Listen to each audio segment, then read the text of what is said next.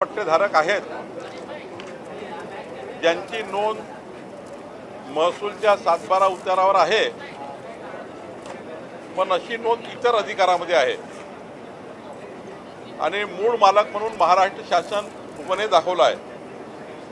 त्यामुळे या 2 लाख कुटुंबांना केंद्र सरकार राज्य सरकारच्या योजनांचा लाभ होत नाही,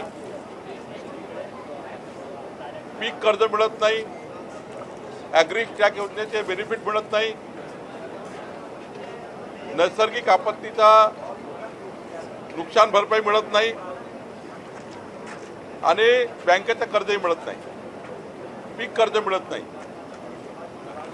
आदिवासी संघटनांनी आणि आदिवासी भागाच्या आमदारांनी मागच्या अनेक वर्षापासून मागणी केली होती की वनपट्टेधारकांना स्वतंत्र पद्धतीने 7/12 असावा।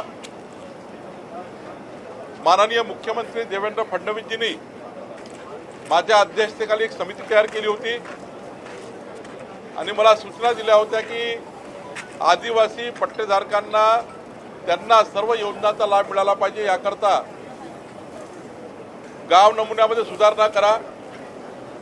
आणि आता मला या गोष्टीचा अभिमान आहे की आदिवासी वनपट्टेधारकाकरता 7E आणि 12E तयार करण्यात आला। प्रत्येक वनपट्टेधारकांना आम्ही 7E आणि 12Eची नोंद करू। त्यामध्ये वनपट्टेधारकाची नोंद आल्यानंतर आता या 2 लाख कुटुंबांना सर्वच योजना लागू होणार आहे।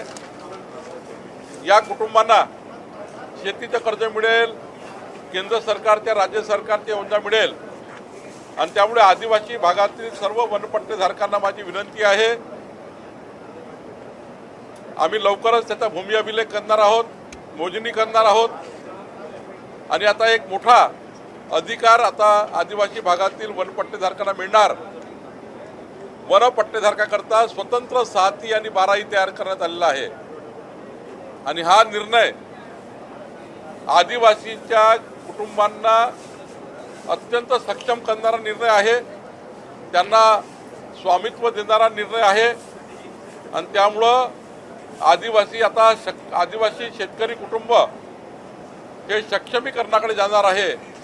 माननीय मुख्यमंत्री देवेंद्र फडणवीसजींचं सरकार, आमचं सरकार, या सरकारने आदिवासी भागातल्या जनतेला, शेतकऱ्यांना जो विश्वास दिला होता, आता वनपट्टेधारकांना 7E आणि 12E नमुना मिळाल्यामुळं आता हा संघर्ष संपणार आहे आणि एक मोठा फायदा राज्याच्या शेतकऱ्याला होणार आहे।